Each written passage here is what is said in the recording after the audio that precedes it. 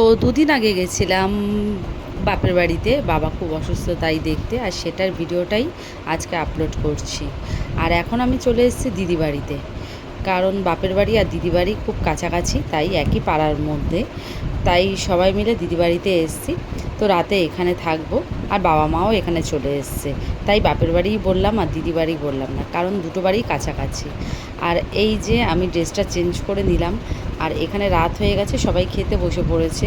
তো আমার ছেলে যায়নি, আর আমার বর আমাকে দিয়ে বাড়ি চলে গেছে, আর এখানে মা আর দিদি সবাইকে খেতে দিচ্ছে। তো মেজদিও এসেছিলো, মেজদিও চলে গেছে বাড়িতে। আমরা 3 বোন, আর এটা আমার বড়দি। আর এখানে আমরাও এবার বসে পড়েছি খেতে। আগে আর ভিডিও কিছু করিনি, কারণ সবার সাথে কথা বলছিলাম, গল্প করছিলাম তাই। আর এখানেই বসে পড়েছি খেতে। আর পাশেই আমার মাসতুতো বোন থাকে, সে দিয়ে গেছিলো কচুরলতি। তো লোটে মাছ দিয়ে কচুরলতি রান্না করেছে, এত দুর্দান্ত টেস্ট হয়েছে যে কি বলবো। মানে আমি কোনো দিন খাইনি লোটে মাছ দিয়ে কচুরলতি। আর দিদি রান্না করেছিল আর মাছ, পটল ভাজা, ডাল, কুমড়ো ভাজা এসব। কিন্তু আমি লতিটা দিয়েই পুরো ভাত খেয়ে নিয়েছি। খুব ভালো হয়েছে। আর ওকেও ফোন করে জানালাম যে এত সুন্দর রান্না কোথা থেকে শিখলি। আমি তো পারিই না এখনও অবধি লতি ঠিকমতো রান্না করতে, কারণ আমাদের ঘরে কেউ খায় না তাই। আর এখানে খেতে বসে বসে সবাই মিলে খুব গল্প টল্প করছি, হাসাহাসি করছি। তো বলছিলাম যে ও এত ভালো রান্না কোথা থেকে শিখলো। আমি তো পারি না এত ভালো রান্না করতে, মানে কচুরলতি আমি এত ভালো রান্না করতে পারি না, কারণ আমাদের ঘরে তো কেউ খায় না তাই। তো খাওয়া দাওয়া শেষ করে এই সব এখন গিয়ে শুয়ে পড়েছি, প্রায় রাত 12টার মতো বাজে। আর শুয়ে বেশ জানলার সামনে হাওয়াও আসছিল, খুব দেখছিলাম জানলা খোলাই। আর এখানে পরিবেশটা সম্পূর্ণই আলাদা, আমার খুব ভালো লাগছিল। তো জানলার পাশে শুয়েছিলাম। আর এই সকালবেলা ঘুম থেকে উঠে পড়েছি, বাজে এখন ঘড়িতে 7টা। আর এখানে পর্দাগুলো তুলে দিলাম, দিয়ে দেখছিলাম ভোরবেলা কত সুন্দর লাগছে, আর আকাশটা একটু মেঘলা মেঘলাও ছিল। তারপর দিদি দিয়ে গেল 2 কাপ চা, মানে দিদির আর আমার। তো চাটা খাবো, তার আগে আমি বললাম যে পর্দাগুলো তুলে দিই, হাওয়া আসছে, বেশ ভালোই লাগছে। আর এবার দিদি এসে গল্প টল্প শুরু করেছে, তো দুজনে মিলে গল্প করছিলাম আর চা খাচ্ছিলাম, আর বাইরের দিকে তাকিয়ে তাকিয়ে দেখছিলাম, তো বেশ ভালোই লাগছিল। আর কত সুন্দর পরিবেশটা, শান্ত একদম। মানে আমরা যেখানে যে থাকি সেটা প্রচণ্ডই ঘিঞ্জি পরিবেশ, তো সারাক্ষণ চেঁচামেচি চেঁচামেচি এইসবই চলে, চেঁচামেচি চেঁচামেচি। আর তাই ভাবছিলাম যে কত সুন্দর পরিবেশটা, শান্ত স্নিগ্ধ। আর ওখানে দিদির ছেলে আর জামাইবাবু ডিউটি বেরিয়ে যাচ্ছে, তাই খাবারগুলো প্যাক করে দিচ্ছিল। তো দিদির ছেলে যাওয়ার ইচ্ছে একদমই ছিল না, তো বক বক করছিল আমার সাথে। আর এখানে আমি একটু দিদির সাথে হেল্প করছিলাম, ঘরটা মুছে দিচ্ছিলাম। তো দিদি বলছিল তোর করতে হবে না, রাখ। আমি বলছি না, করে দিই, এতগুলো লোকজন। তো এখানে মেজদিরাও আসবে, আবার মাসতুতো বোনেরাও আসবে, সবাই আসবে, তো তাড়াতাড়ি করে কাজগুলো সারছিলাম।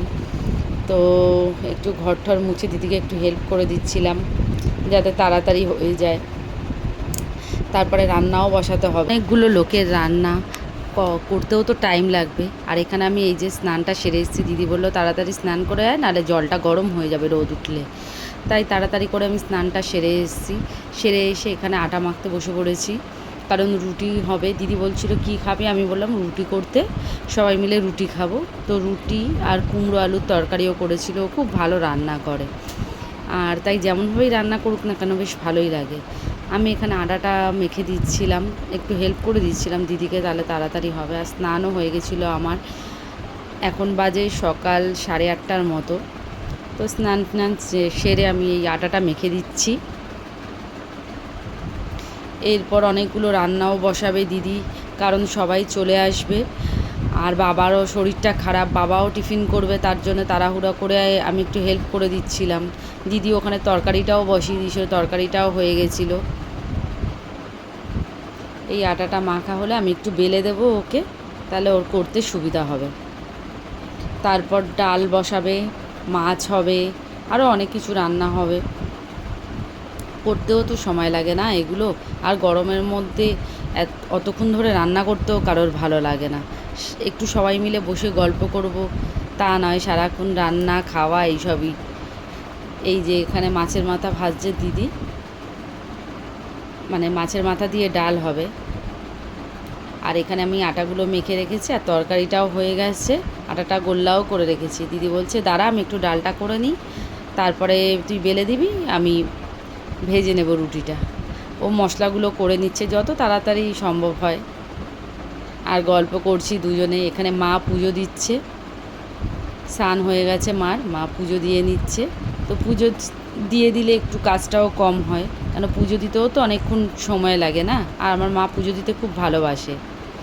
এখানে এই যে মাছের মাথাটা ভাঙছে, আর তখন আমি ভিডিও করছিলাম, একটা শর্টস দিয়েছিলাম যে এত জোরে জোরে মাছের মাথাটাকে ভাঙছিল, কড়ার মধ্যে প্রচুর জোরে জোরে আওয়াজ হচ্ছিল। আর এখানে এই ডালটা এবার ফোড়ন দিয়ে দিচ্ছে।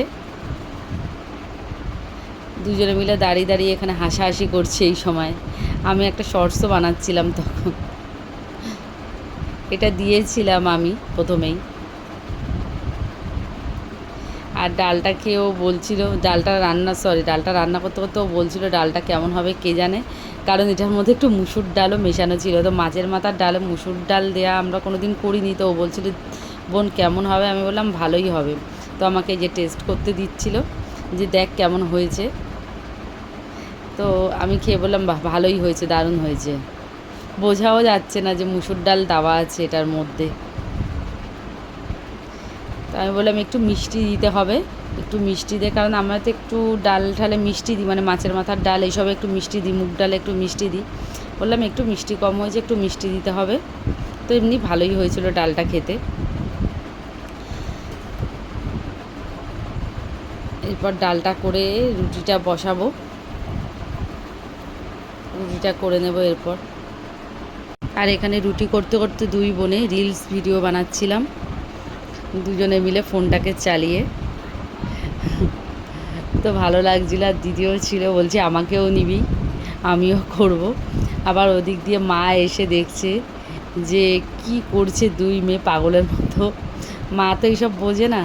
মা এসে দেখছে যে মেয়ে কি করছে, রান্না করতে করতে মেয়ে কি করছিল।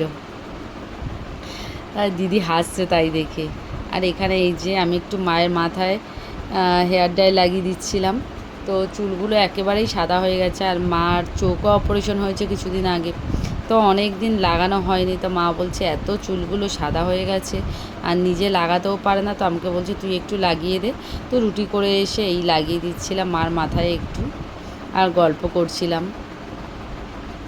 মার সাথে তো সময় সেইভাবে কাটানোই হয় না, কারণ আমি খুব বেশি বাপের বাড়িতে যাই না, কারোর বাড়িতেই খুব বেশি যাই না, মানে হয় না, সময়ই হয় না যে যাব।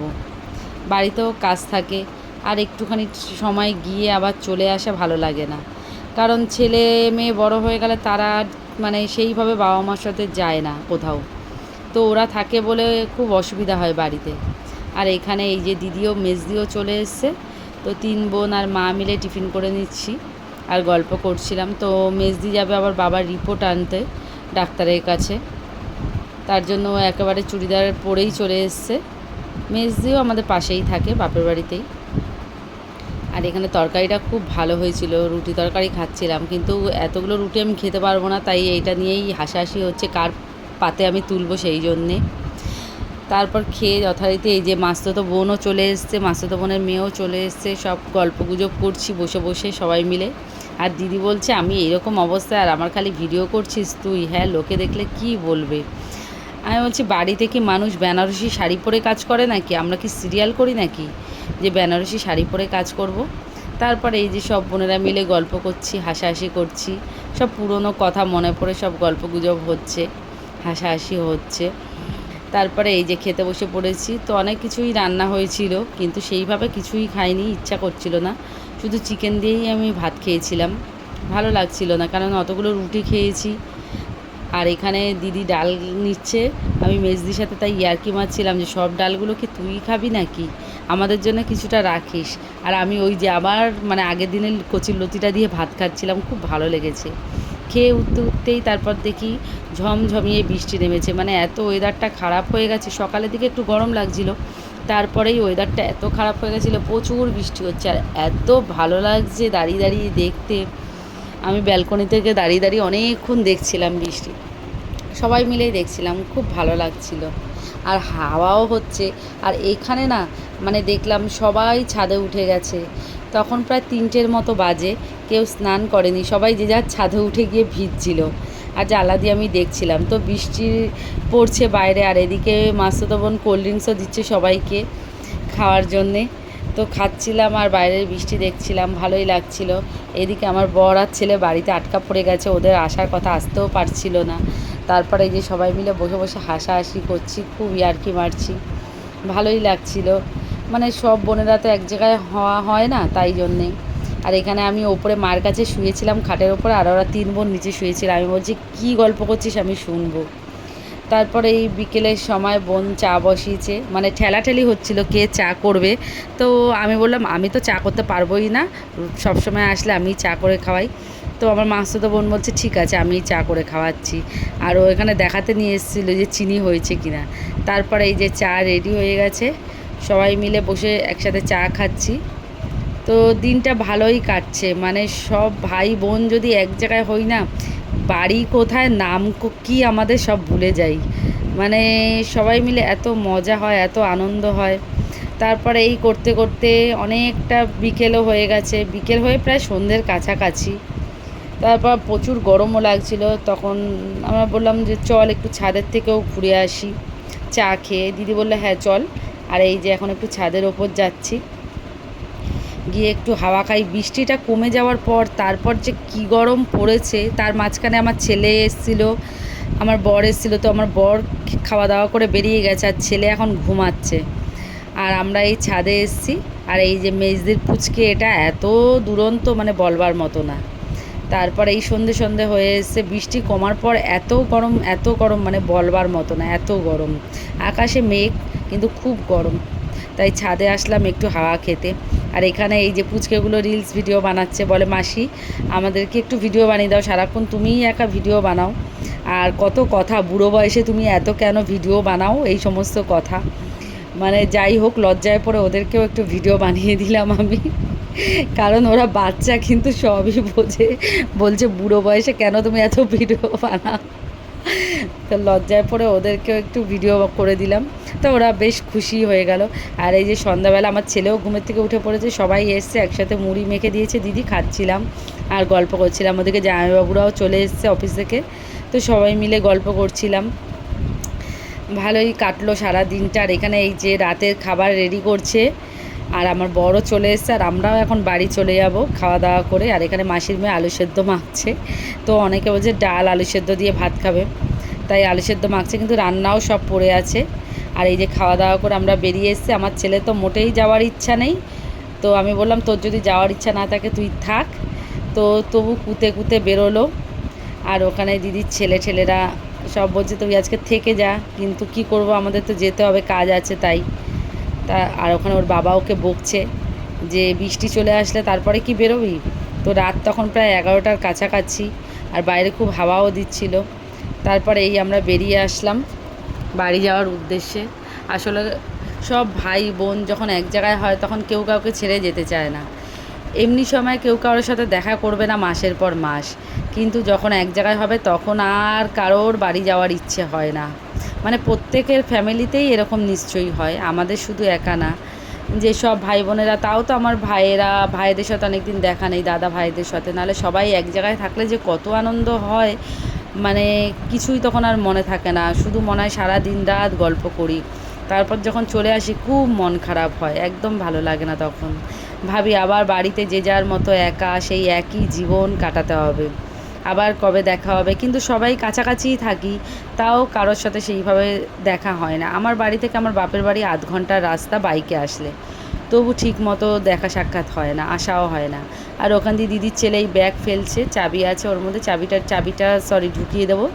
চাবি নিয়ে এসেছিলাম হাতে করে। আর ওখান থেকে আমার দিদির ছেলে বলছে যে মাসি কালকে তাহলে নিয়ে আসতে যাবো তোমাকে, কালকে নিয়ে আসতে যাবো, যেহেতু এটা আজকে শনিবার, তাই মানে দিনটা শনিবার দিন ছিল, পরদিন রবিবার, ওর ছুটি ছিল। আমি বললাম না না, আর তোকে অত কষ্ট করতে হবে না, আমি আর আসবো না, আমি আবার পরে আসবো। তো বলছে কেন নিয়ে আসি না, আমি বলছি না, আবার ঝড় বৃষ্টি হওয়ার কথা, তো আমি আর আসবো না। তো এই যে ও ব্যাগটা তুলে নিচ্ছে, বলছে তাহলে ঠিক আছে, এর পরের সপ্তাহে আবার আমাদের যাওয়ার কথা আছে শনিবার দেখে, তাই বলছে পরের সপ্তাহে আসবে কিন্তু। তো আমি বললাম ঠিক আছে দেখছি। আর এখানে এই যে আমার বর গাড়ি স্টার্ট দিয়ে দিয়েছে। আর ছেলে তো মানে নড়ছে কি চড়ছে, ওর যাওয়ার ইচ্ছাই নেই বাড়িতে। আর ওর দাদা বলছে তুই থেকে যা, তুই তো থেকে যা। আরও ওর যাওয়ার ইচ্ছা নেই, কিন্তু ওরও কাজ আছে, তার জন্যে বেরিয়ে আসলাম দেরি না করে। আর ওদিকে মেঘও করেছে, হাওয়াও ছাড়ছে খুব, বৃষ্টি আসতে পারে। তো ভিডিওটা এই অবধি, ভালো লাগলে একটা লাইক নিশ্চয়ই দেবেন। তো চলো টাটা। আর এই যে বেরিয়ে পড়েছি আমরা। এখানে গাড়িতে বসা নিয়েও ঝগড়া হচ্ছে।